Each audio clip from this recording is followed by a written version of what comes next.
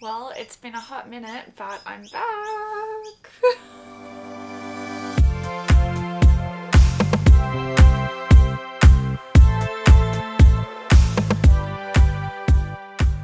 Oh, Poppy's here too. Hi, I can't do this without my baby. Hello, hello. Yes. Should we talk about some yarn? Oh my god, your breath stinks. So, hello everybody. It is April of 2025. Welcome to EleventyOne Things. My name is Lisa and I am the maker and creator of EleventyOne Windmills. I make tools and accessories for knitters, crocheters, spinners and weavers, and I have this podcast where I talk about my yarn adventures in the yarn world, things that are happening with me, projects that I'm working on, yarn that I buy, and generally catch up with all things yarn and crafty. So if you're new to my channel, welcome. I hope you really love it. I'm a little bit loopy, but that's probably just because I'm underslept. If you feel like subscribing, then you won't miss out on any future videos, and you can check out my channel for previous videos and upcoming tutorials. So thanks for joining me today, and let's get stuck into it. I cannot believe where the year has gone. It seems like a million years since I did the last one of these, but I looked back and it was January. So it's been 2 months. So I missed February and I missed March, but I had some very good reasons for that, and I'll explain those to you as I go through the episode. I'm sure you'll forgive me.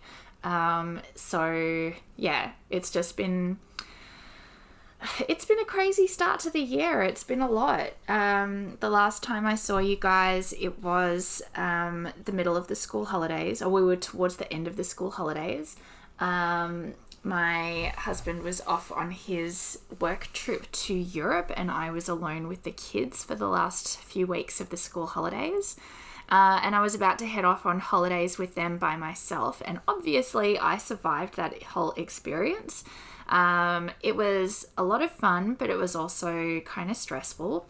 And so the kids were generally really good, but I think they were also tired, and we were in a different location, and I don't think they travel very well. So anyway, it was what it was, you know. It was good actually to be away from home and not feeling the pressures of trying to entertain them and trying to get work done at the same time. So if we were away, there was no chance of getting any work done, and it was just about looking after them and having a break from home. So yeah, anyway, like I said, I survived. We nearly lost Poppy.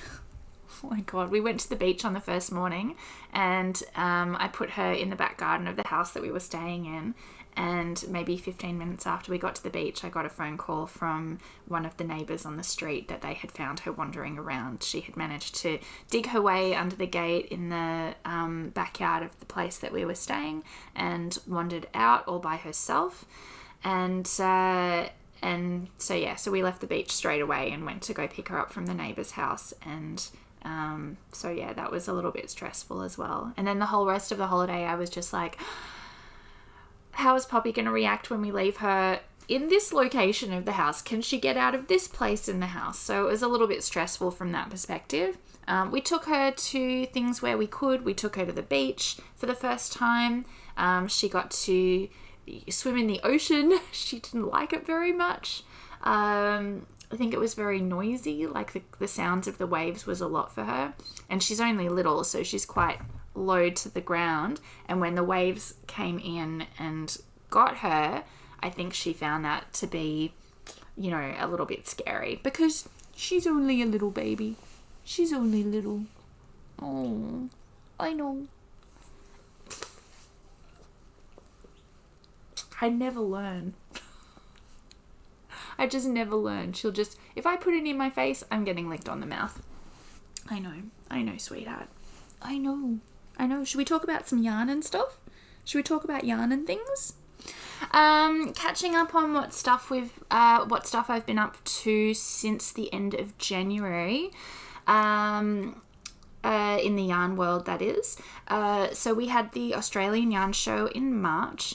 That was in Canberra, and I was vending at that event. And as expected, it was huge. Like, it was just, I don't even know. There are like no words to describe it. Actually, I'm going to have to find some words. So, maybe I'll go through the whole like event. I'll put some pictures up while I'm talking so you have something more interesting than just my face to look at. I went down on the Thursday afternoon and I participated in the industry workshop on Friday, and that was really interesting and really valuable. Friday afternoon, I set up my booth in the hall, and that was really good. Actually, a lot of people who were around for the workshop just were like, "Hey Lisa, you're on your own. Do you need any help?" My friend Danny, who I stay with in Canberra and who helps me out at my shows, she was working at her day job on the Friday, and so she wasn't available to help me set up. But I had a few friends who I hadn't seen for ages, and they were just like, "We'll help you, no problem." One of them, Abby from Abby Made, even went and did a Bunnings run for me when I realised I didn't have some components. So people are just so lovely and really nice. And what was already a really stressful situation of setting up my booth on my own turned out to be really fun and really, really like nice. Friday evening, we had the industry networking event. So that's like, I guess it's like a bit of a drinks and nibbles at the hotel for people who are stall holders and in the industry, yarn dyers and shops and makers like myself. And we also had the Australian Yarn Awards. So I was nominated for an award, and I went through the application process of the awards, and I was named as a finalist for the online yarn store category for this year, and I didn't win, but that's okay. I will go and get my certificate and show you. Hang on a second. I know, I'm coming back, baby. Yeah, you might need to move. Oh, sweetheart. All right, so I framed it because I'm a big nerd.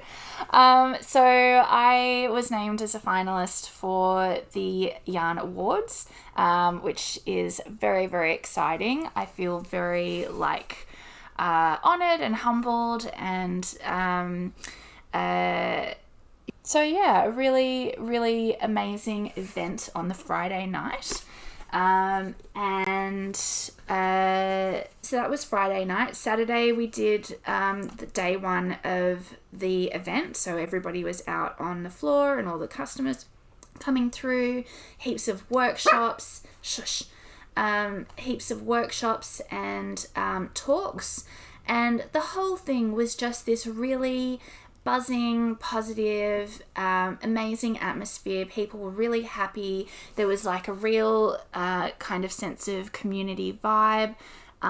It was really lovely to see a whole lot of my customers and friends who came up from everywhere. Like, people had come from all over the place, from all over Australia. And I think people had even come over from New Zealand, which is just amazing, It's just like an amazing event to bring everybody together and have such a fun vibe. Saturday after the market day was over, we had the community dinner, social knitting at the bar in the restaurant. And then on Sunday, we did the whole thing again. On Sunday, I actually did a couple of interviews and panels on the main stage. So they had like a whole separate room set aside for like talks. So it was really interesting. There was just like this rolling timetable of interviews and panel discussions about all sorts of different topics and interesting things in the yarn industry. So I did a solo presentation, not a presentation, but like Kat from the organisers interviewed me about technology in the yarn industry and how I use technology in my business and how knitters can use different technologies to support their craft. And that was really interesting. And I was like super duper nervous because it's been a long time since I get up in front of actual real people to talk. And so, but it was really nice. Like the hall was full.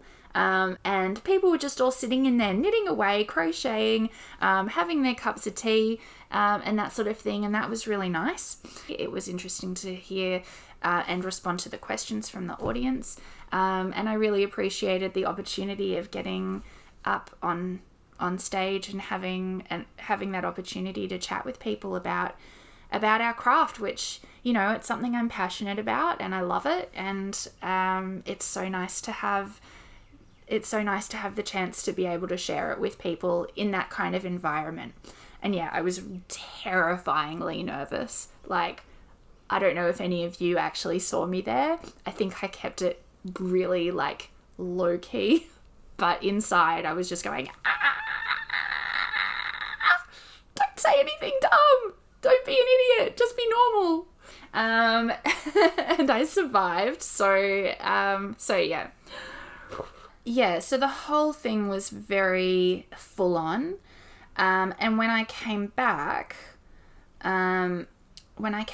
from the weekend, I went straight back into work.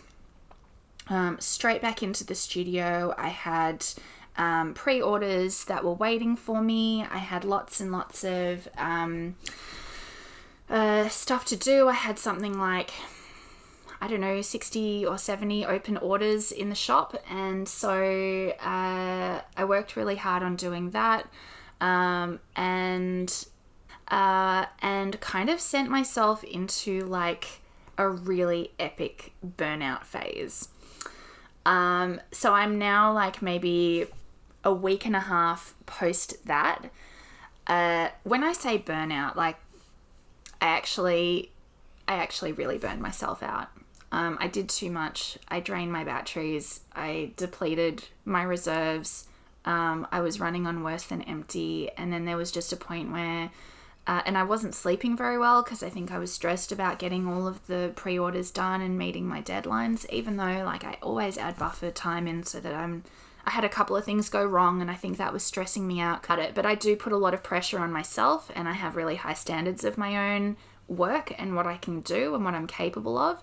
So it was a lot. And I got to a point one afternoon where I just kind of hit my limit and put myself to bed and pretty much didn't get up for about 4 days. And I did a lot of reflection on how I work and what kind of things I do. And I'm trying to now put steps into place for like managing my levels better and making sure that I'm not like running myself down so hard. So yeah, that's kind of what happened after the Australian Yarn Show. I am picking up myself and I am doing some really cool and fun things. And the last thing that happened in the couple of months since my last episode was that my products were featured on the Grocery Girls, which is amazing. I took some screenshots. I hope that Tracy and Jody don't mind, but I sent them a bunch of things. Actually, Tracy ordered some sock blockers from me in the last pre-order last year and a couple of other goodies, and then in the middle of that they had their Canadian post strike, and so all the parcels were being held up, and so I just held her box until they opened shipping up again. And then so yeah, in the end I sent them I sent Tracy her order, and I sent a whole bunch of other goodies from the shop, and I've just taken a couple of screenshots because I'm fangirling about it a bit. If you don't know who the Grocery Girls are, they're two Canadian sisters who have this amazing podcast.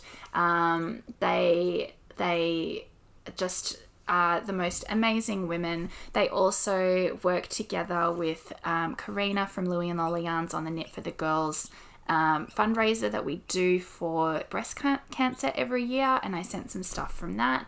And so I think that's how they found me. I think Karina talked me up to them a little bit. So yeah, they showed my stuff, and that was really exciting. So I feel like I've been, touched by a little bit of celebrity, which is fangirl.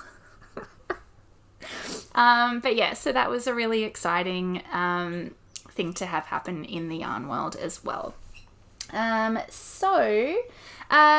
lastly, before I actually get into my actual yarn content and my projects for this month, I'm sorry it's been so long. I have a lot to catch up on, and I'm just conscious I've just been talking for 20 minutes already and haven't even shown you any yarn yet. Okay, so this weekend is a local event for me in Newcastle. I'm participating in my first ever fun run. It's a 12k run around the Newcastle area called the Hill to Harbour. I've never done anything like this before. But as part of it, I am actually fundraising for a local organisation. That's why I'm wearing my I Say No to Domestic Violence t-shirt.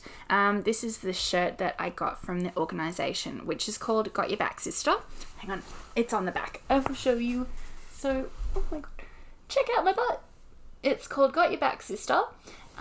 They are a local organisation, and they support women and children who have been in situations of domestic violence or are trying to escape situations of domestic violence. And they provide all kinds of support and services. So they provide education, they help women find places, they provide them with, services and community, and I think it's just a fantastic organisation. It's a fantastic charity.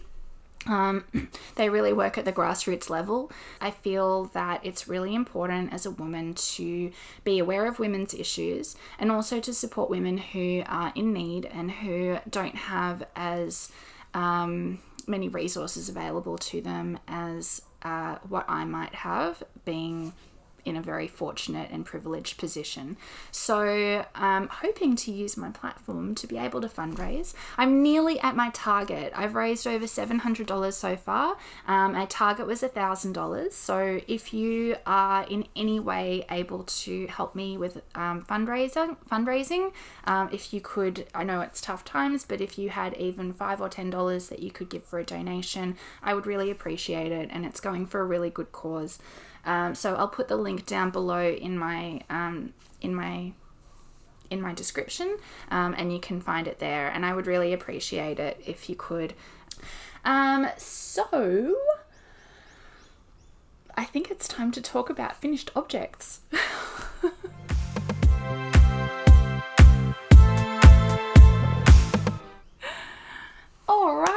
Actual yarny content, what you're all here for. If you've stuck around for this long through all my blah blah blahs, I really appreciate it. I know some of you like to just get straight into the yarn, but some of those things. Oh,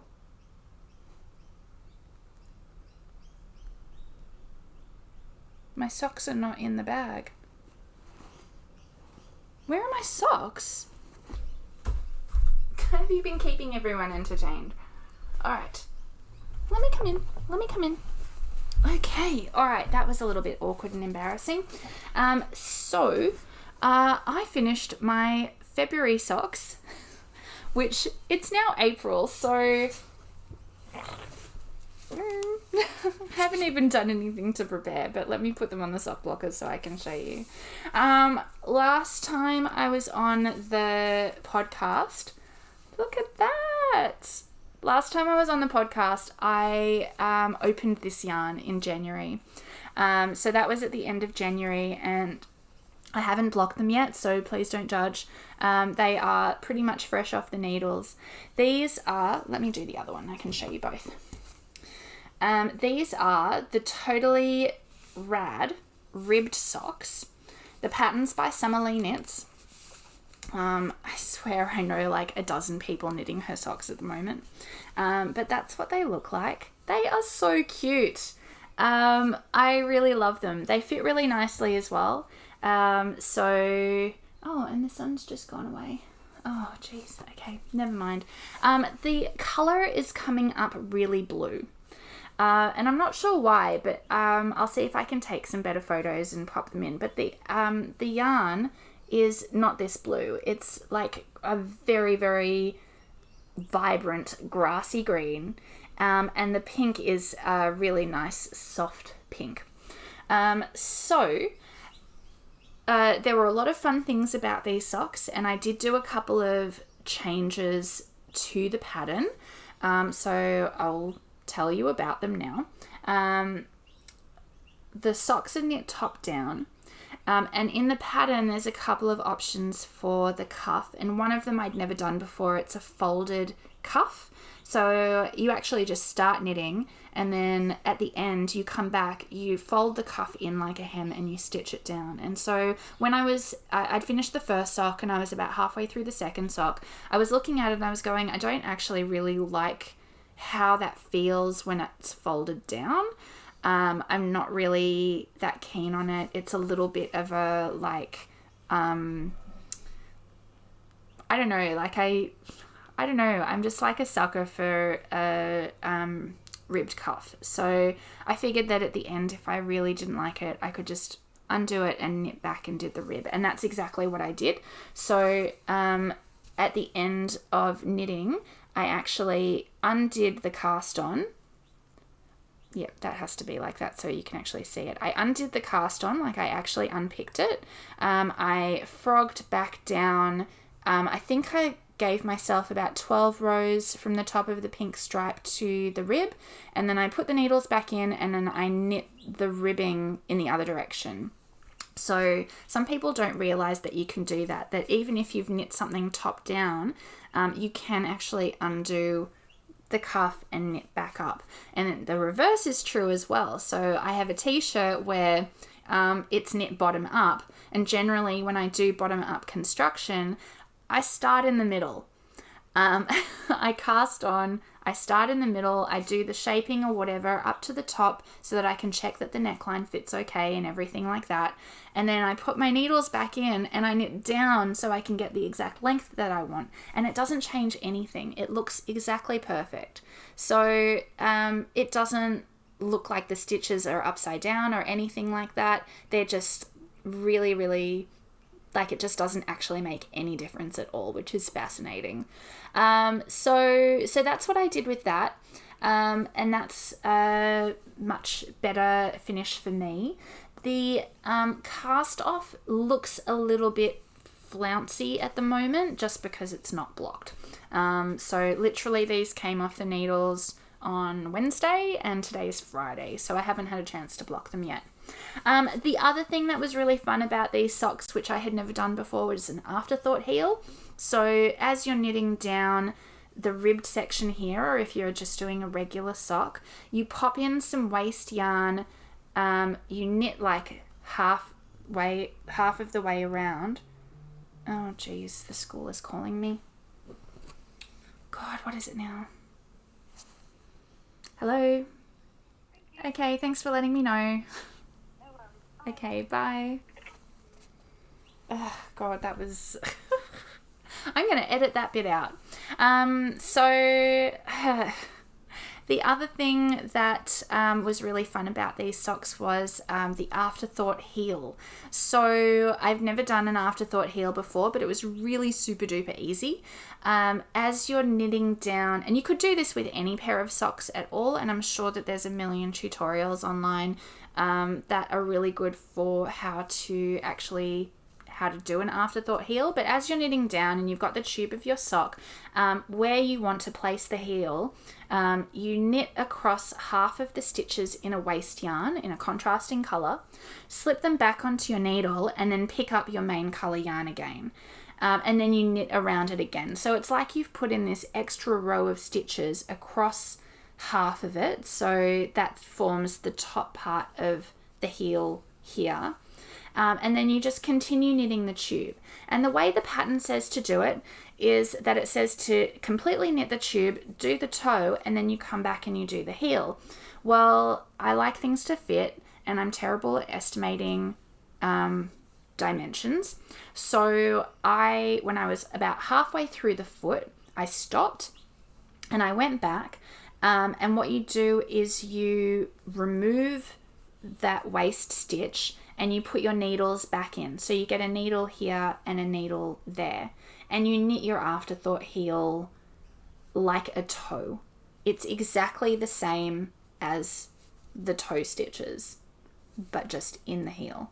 So you do that decrease at each end on every second row, same as you would do for a toe, and then you graft the heel closed with a grafting stitch, exactly the same as you do with a toe. So it's really super duper easy, and it has a really nice look to it, and it has a really nice feel to it. The only thing about an afterthought heel like this, and I suppose you could fix this by putting some texture into the top half, is that you don't get, like when you do a heel flap and gusset, on the heel flap you generally put some kind of additional texture, like a knit purl, or like you do like a slipped rib, and that provides some extra padding, or like some extra what's the word I'm thinking of? I don't know, brain soup. It's just like something extra to stop it rubbing against the back of your shoe, so that it prevents it from wearing out faster. But for this kind of a heel, it would be really, really easy to fix and replace if you ended up wearing out the back of your heel. And I tend not to wear socks with shoes anyway. Like, I tend to wear my socks at home on cold days, or if I'm just around the house. If it's really cold, I'll put on my hand knit socks inside my Ugg boots, and so that's how I wear my socks. So yeah, so I have finished socks and that is my only finished object since January. And one of the things, like, I was sort of like chastising myself and going, how come you haven't knit anything more? How come you haven't done more stuff since the beginning of the year? But I had to remind myself that actually I have done a whole hell of a lot since I started working at the end of January. So it's only been February and March. It's only been 2 months. And the amount of stuff that I've actually crammed into the first 2 months of the year is bananas. It's like ridiculous. Like, it's actually... it's just actually stupid. Like, when I look at it, I go, yeah, I should actually probably slow down a little bit. That makes sense as to why I'm getting burned out. So that's all my finished objects. One pair of socks. So here are the two options that I have. This yarn I bought from Marianne last year at the Australian Yarn Show, the first one. So there's two sets of self-striping yarn. This one is the flamingo colorway. This is for Cordelia. And this one is the rainbow color. That's for Abby. And they're both self-striping socks. And the kids are owed new socks, so I'm trying to decide if I should do the kids' socks now, or I'm gonna open one and then I have to decide whether or not I'll knit these socks or the one that I open from here.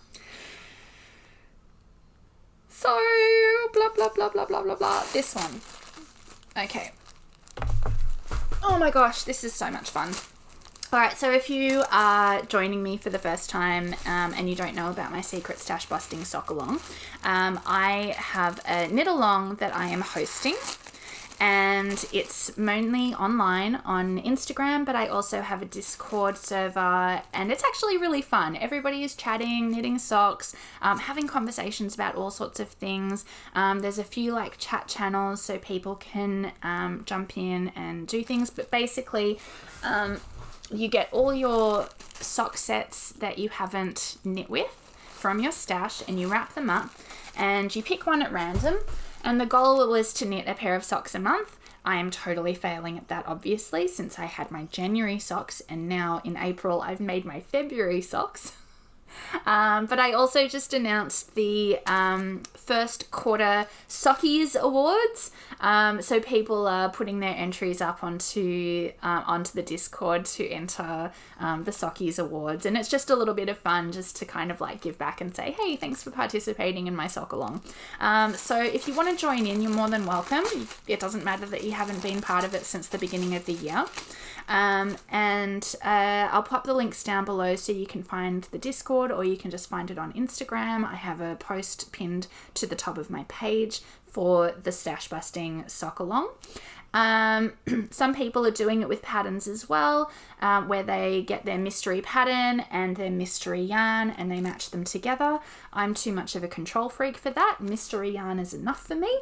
So as I see the yarn, then I go and I pick the pattern that I want with it. I do actually have a pattern bank on Ravelry, which I've shared publicly. So if you want to find me on Ravelry, I do have like a collection of sock patterns that I've put together that I'm kind of looking at for inspiration for my socks. So I'm ready to unwrap and see what my new yarn is for this month. This is Daffodil Road yarns called Ice Cream Sundae. I bought this at the Yarn Bowls birthday market that I went to last year in September. It is gorgeous, and actually somebody on the Discord, I can't remember who, but they've already knit a pair of socks with this set and it's absolutely stunning, so I'm very excited. So now I have to decide, am I knitting the kids' socks or am I knitting pretty pink socks for me? Let me know what you think I should do, because that's kind of a conundrum I'd rather not decide myself.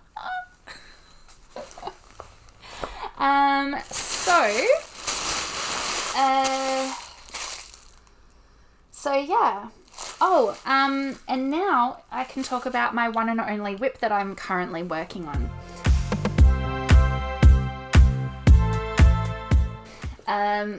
We had this conversation with some people at the Australian Yarn Show about what your pile of whips is, and obviously you guys know that I have tons of whips at the moment, but I also have something that I'm calling CAPs, which is CAP, currently active projects. So there are whips which I'm not actively working on, and there are whips that I'm actively working on. And so my CAPs, this is a whole new thing, so feel free to use that if you want to.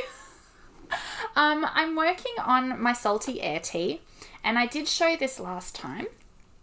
I haven't made a huge amount of progress, and that's because I've basically undone nearly the whole thing and redone it again, and I'll show you why. I'm going to put some pictures up while I'm talking. So the last time I showed you guys this project, I had made it to the end of the lace section here, and I was ready to split for sleeves. What happened was I took it away with me on the holiday with the kids, and I split the sleeves and I started knitting. I picked up a second ball of yarn, and as I was working on it and being in different places and different lights, I kind of noticed that there was a very subtle change in color. This is something that I really should have thought about before I started knitting. Lesson learned. I feel like I'm experienced enough a knitter that I should have known. But this is just a thing with hand-dyed yarn. So if you've never done this before or never seen it or never heard anyone say, may I please be your cautionary tale. When you get hand-dyed yarn, there can be variations from skein to skein. Even if they were in the same dye bath, there is no such thing as a dye lot when it comes to hand-dyed yarn. And dyers will tell you something called alternating skeins. And if you're knitting with any hand-dyed yarn over a large project that takes more than one skein, which it's not like if it's a shawl where there's lots of like interaction between colors and it doesn't really matter, then it doesn't really matter. But over a sweater, even if you're doing color work, then what you do is you knit from 2 balls at the same time, and every row you swap over to the other ball. And what that does is if there's any like color pooling or gentle color shift between one or the other, alternating every other row between the 2 balls of yarn helps alleviate that issue. So you can't tell because I've re-knit it and now I'm alternating between 2 balls. So I have this one and this one. And so you can't even tell, like when you put them right next to each other, they look exactly the same, and you can't tell until you're actually knitting and you see the shift in color. And it's nothing to do with the dyer. It's not like the mark of a poor quality dyeing job or anything like that. That's just the nature of hand-dyed yarn, and it's the nature of a natural product like wool that picks up dye, which is a different, like in the water, like it just absorbs it at different rates. And so there's all kinds of examples of this. But please, if you are knitting a big project, do alternate your skeins, because don't end up like me. I had to undo up to, like, I had knit maybe an inch or 2 below. I've gone further past where I started, but I had to take it all the way back. I took it all the way back to where the lace started, and that's where I picked up the second ball of yarn. So since then I've been alternating skeins, and now I've made it to about, what's this, like 1, 2, maybe 3 inches past the split, and it's looking really cute. I don't think I have that much to go to get the body to the length that I want. I'm going to do it sort of cropped, I think. And the other thing that I could do at this point is stop knitting. I could pick up the sleeves and do the sleeves the length that I want, and then come back and knit the rest of the body, just so that I make sure that I have enough yarn for the sleeves and can alternate yarns on the sleeves too, just to make sure that it blends in really well. Because I did do this on a jumper previously where, you know, you knit and then you come back and you do the sleeves and it's on a different ball of yarn, and you end up having a line across your shoulder where the yarn changes, and it's ever so slightly different. But it's to me, I don't know, maybe it's because of my the way that I look at things, but it's a very, very obvious to me as far as I'm concerned. So this is my only cap, my currently active project that I'm working on. I do have plenty of whips in the basket next to where I sit at the couch, but I haven't touched them in ages, and there's no point showing them to you because nothing has happened since the last time. Like, I'm still thinking about how I stuffed up my West Knits shawl and trying to decide what to do with that. I'm still working on my long-term project, my calico shawl. I'm still working on my Alma cardigan, which I actually think I'm going to undo and start again so that I can make it at a smaller size, because I think that it's too big. So there's a lot of projects to work on. And in the back of my head, I'm also like, I think I deserve a new cast on. I think I deserve to cast on a shawl. So I have lots of options for cast-ons that I could possibly do. So that's something that I'm thinking about. So this is my salty air tea. I am making some pretty decent progress and I'm very happy with it. I love the color. It's a really nice pattern, and it's really easy as well. Like, the lace is just a very easy lace pattern to do, and the yarn is really lovely. The yarn that I'm using is a Merino linen, which is my first time using this fiber blend, and it's from 3 Cats Yarn. Mel is currently not dyeing anything at the moment. She's taking a little bit of a break from dyeing, but I'm sure she'll be picking it back up again towards the end of the year, I hope, because she does such lovely colours, and we all miss her. So that's the yarn. But there's a few other dyers around who are doing merino linen. It's just worth looking up to see who in Australia is doing that.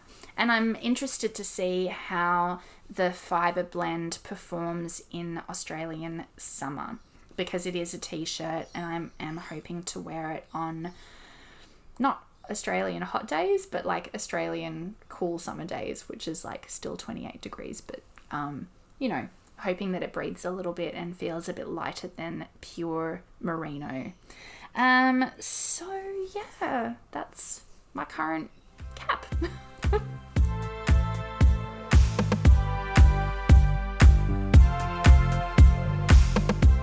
So the last thing to share with you guys is my stash enhancements. So I do actually have quite a lot to share, even though I said to myself, I've been so good this year, I've hardly bought anything. And it's true, I haven't really bought very much, but I have bought a few things. So the first thing I'll show you, I didn't actually buy this year, I bought last year, but it's the last installment from my Fade Club from Susan from Ash and Eve. Pretty sure this came in February, and now the club is complete, so I've got all the yarn. I will show you all of it once I finish crinkling my paper. So this was the yarn from the February installment. It's called Unfailing, and it's actually quite a bit more yellow. It's showing up very peachy, but it's very like a sunshiny yellow color with like coral and peach and red flecks through it, and it's just gorgeous. And she always sends these little accessories. So it's like a little fairy flower with wings and a little fairy wing progress keeper, and that's the inspiration for the yarn, and it's very, very lovely. This color palette from this Fade Club has been a lot warmer than the one last year, so let's see if I can get them all in order to show you.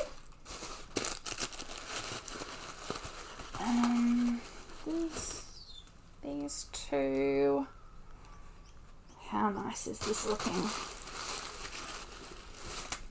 So, isn't that just the most stunning thing? It's this is one of the things I love about clubs like this, is that you don't know what you're going to get, and it's absolutely beautiful. Like, the whole thing is just so lovely. I would never pick these colours for myself. I might pick the purples and the pinks, but I'm unlikely to pick these colours for myself. But having them gives me options of doing things that I never really thought about, and I think whatever I make with them will be just beautiful. I have still the Fade kit from last year, which has a bit more blues and greens in it. I actually wanted to pull them out and line them all up together and see if I could get like a full 12 skein fade, but I think that they're like quite a bit different tonally, and if I was going to use them all in a project together, I don't know if that would work so much. So for this one, I don't know what I'm going to make. I kind of feel like it could be a really nice blanket or throw, or like mega shawl, or like some kind of throw on like long jacket type thing. But that's like a lot of work and a lot of knitting, but I want to use them all together in one project. I'm a little bit like particular about that. I have a really hard time mixing things that weren't supposed to go together. I know that sounds really dumb, but these all came as a set, so they all have to be used together. I've got like rules. So yeah, if you have any suggestions or ideas for me of what I could make with these, I would love to hear it, because a 6 skein project is a lot. That's like a very big project. So I don't know what it could be. I could do like a DK weight, something where I hold them together, and that could be really interesting, and do like a mild effect. Actually, maybe that's not a bad idea. Maybe one of those like Stephen West mild cardigans or mild sweaters that he does, where you hold two together and then you gently fade between one and the other, even though the fade on these is absolutely just like, it's tight. Like, it's so tight. It's really nice. So yeah, well done, Susan. She did a beautiful job dyeing these up, and I really, really love them. So, and yeah, so she's got a few mystery yarn things out at the moment if you wanted to go check them out. And sometimes she re-releases the sets, so keep an eye out. If you really want this one, she might re-release it. But yeah, it's just beautiful. Really beautiful. Love it. Thank you, Susan. Always do such a good job. So that was the last of the fade kits that I got from that mystery club from last year. Then I have yarn that Matt bought me, because he went over to Norway and London, and I was doing some mad researching online. Can I buy something that he can bring home for me? Can I have it shipped somewhere and he can pick it up for me and bring it home? And I spent hours on the website from Loop London. And I even emailed them because I was trying to match colours and get them, like, see them together. And in the end, I couldn't decide. I didn't feel like I really needed anything. And then I was like, was struggling to justify the expense of it as well. And I would much rather have been able to go there and pick things for myself. But, and he didn't have time to go to Loop London and pick it for me. But he did go to a shop somewhere, he said, in the Cotswolds. He had a day out with my best friend and her family, which I was devastated to not be there. But he picked this for me. Some yarn from the West Yorkshire Spinners. He apparently went into the shop and said, I need to not return home without yarn for my wife. What's local? And so they pointed him to this. It's a brushed Aran yarn. What's it made of? Falkland wool, British alpaca, and British mohair. So it's made from their local fibers, and it's like a beautiful woody olive green color. So he really picked the right color for me. And it says that it's Aran weight, but I actually think that it's I don't know, maybe it'll bloom. I'd have to swatch it, but it actually looks more like a DK weight in my hand. So I have 2 balls of it. They're 100-gram balls, 166 meters. So I could do something like a neck warming thingy and maybe a hat. I don't know. But I have to decide. So that was my present that he got for me from the UK.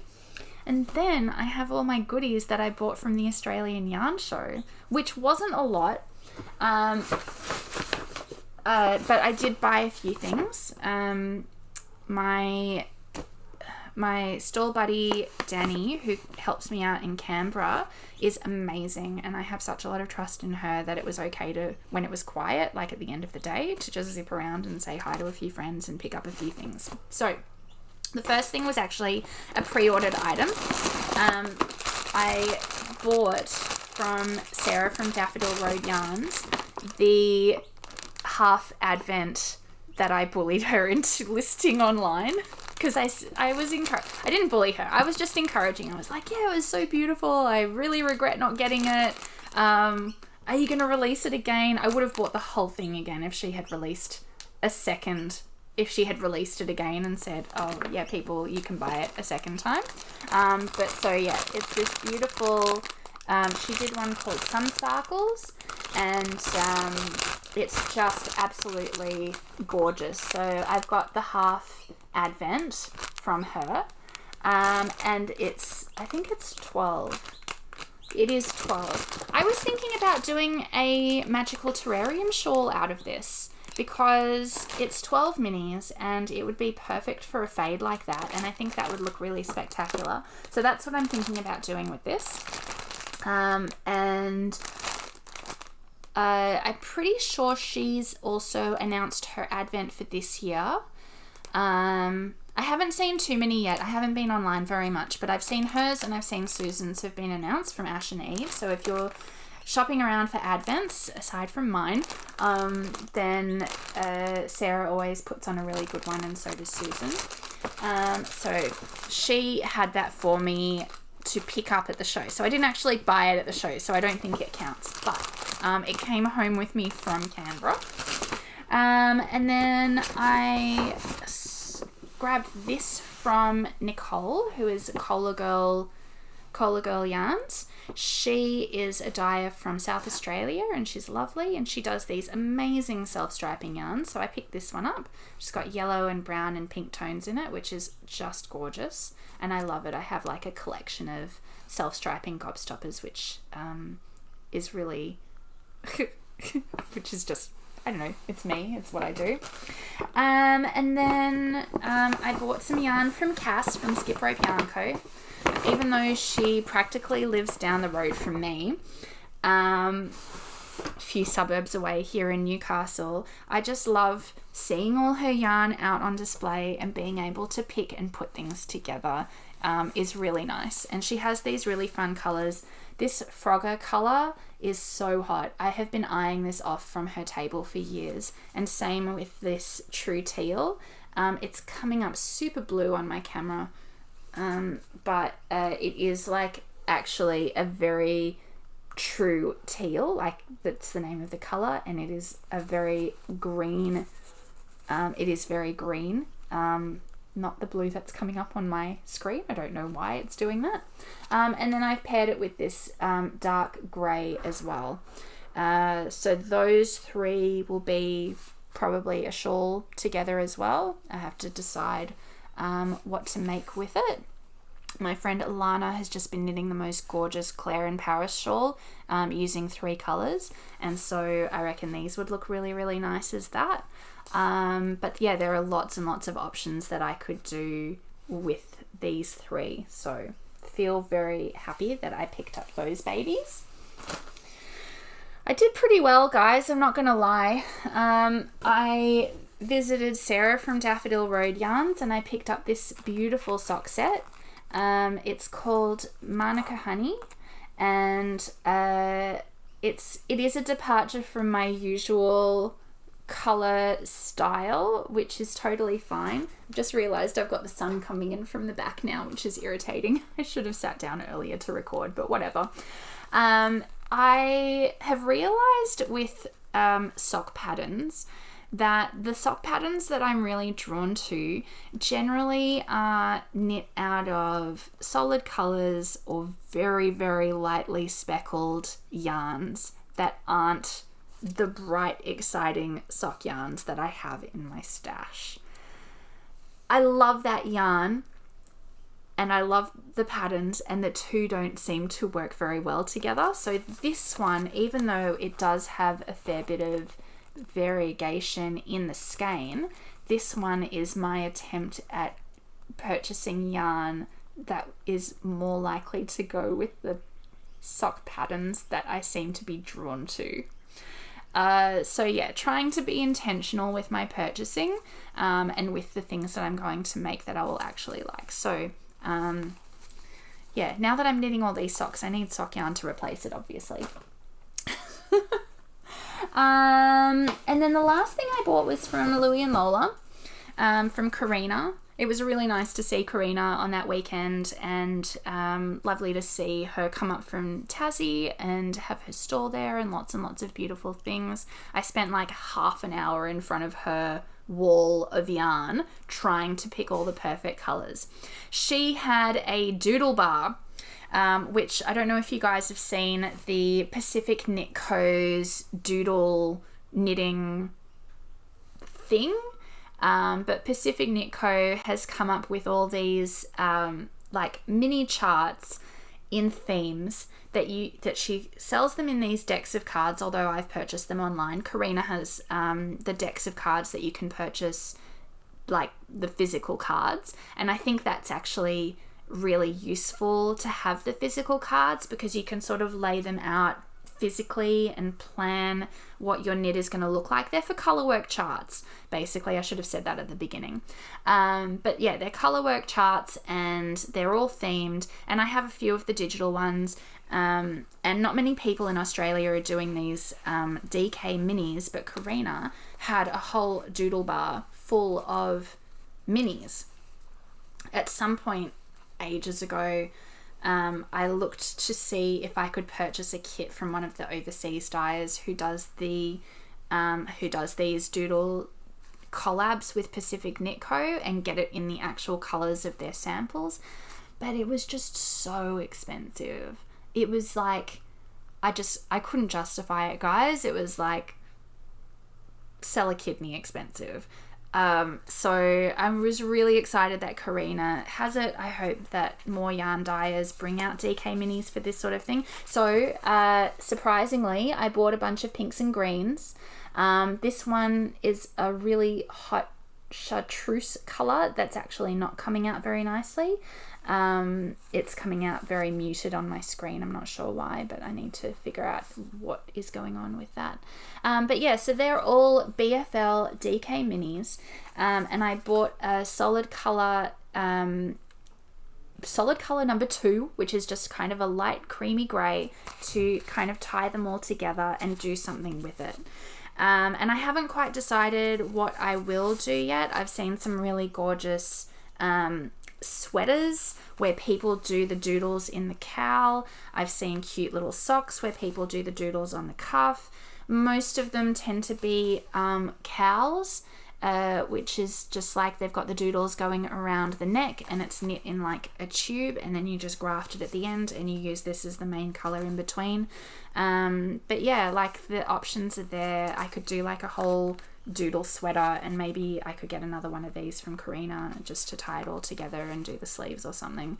But that's a crazy amount of color work, and I have to decide kind of what I'm up for physically and emotionally, because I have actually quite a few color work sweaters waiting in my cupboard. And then Karina also gifted me a skein of yarn.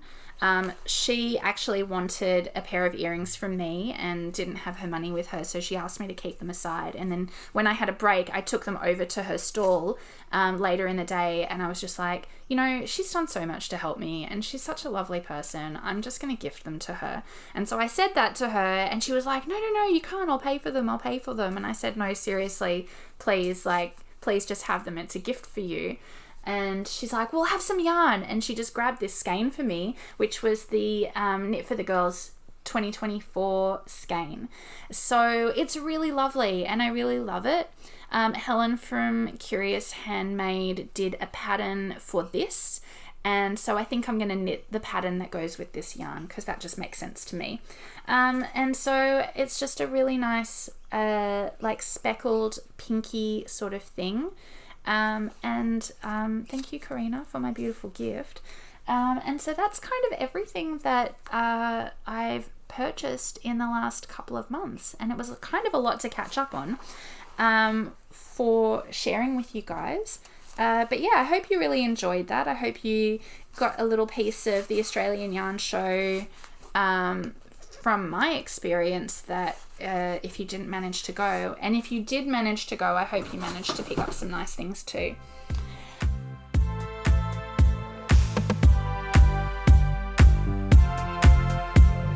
So there's lots of things coming up. Hopefully I can get back on schedule with recording and do the last weekend of every month. If I can squeeze another one in April, that will get me back on track for my recording schedule, because I usually do like to do it in the last weekend of every month, record and put the video out on the last weekend of the month. That's the plan. But yeah, like I said, life has really gotten in the way, and things like prepping for shows and filling pre-orders has to take priority over the podcast video, even though I really enjoyed doing this. So I do have actually a few events coming up in May.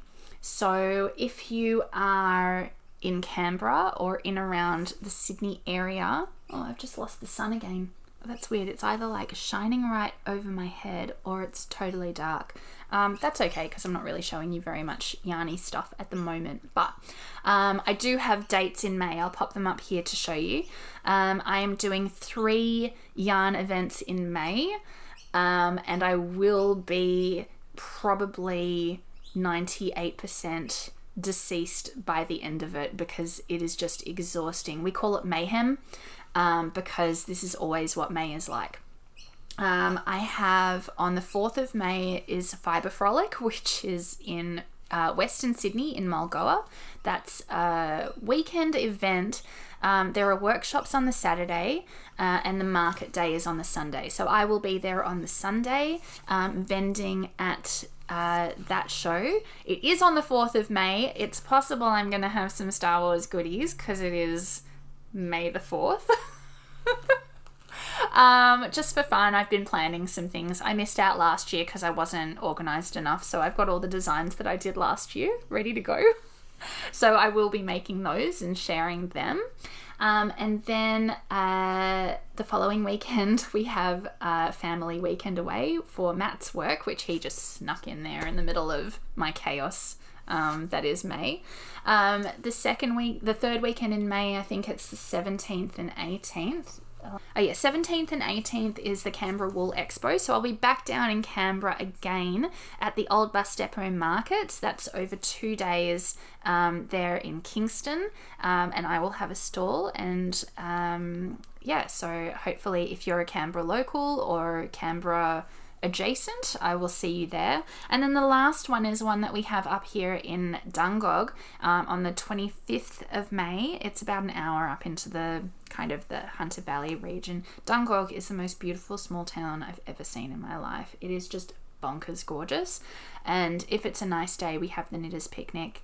Hopefully it'll be a nice day because it's just beautiful up there. Even if it's not a nice day, it'll be a fun event. They have also workshops and classes and talks and presentations, and we have a little market on the Sunday. See, look, the sun's come out and reflecting my head again, up at Dungog at the Hive and Gobbler. So I've got that information there if you want to come and find me at those events. And with the shop, the big things that are coming up soon is I'm doing my first installment of the Cactus Club. This is my new 2025 club. Which will be really, really fun. I'm collaborating with a different yarn dyer for each season. And first up is Cass from Skip Rope Yarn Co. And we've been working on our collaboration for a little while. So I'll be able to share more details of what's coming for that soon. And that's very exciting. And then the only other thing to tell you about is Advent. Which I'm also really excited about. I've been working on this year's Advent since September last year, so it's a lot. There's a lot of work and organisation that goes into it, but similar to last year, I'm doing the tools and accessories Advent, which will be my own products by themselves. And then I'm doing a collaboration with the 12 Australian yarn dyers again for the yarn and stitch markers Advent. So I have those 2 Advent products that are coming up, and I'm anticipating a launch in late May. And I will share dates for those on my Instagram. So yeah, that's what's coming up in shop news. And so I'm kind of at the end of everything that I wanted to tell you about, but just a quick reminder, if you wanted to support my Fun Run fundraiser, don't forget to check that link down below. And if you liked my video and you've watched right to the end, thank you so much. I really appreciate it.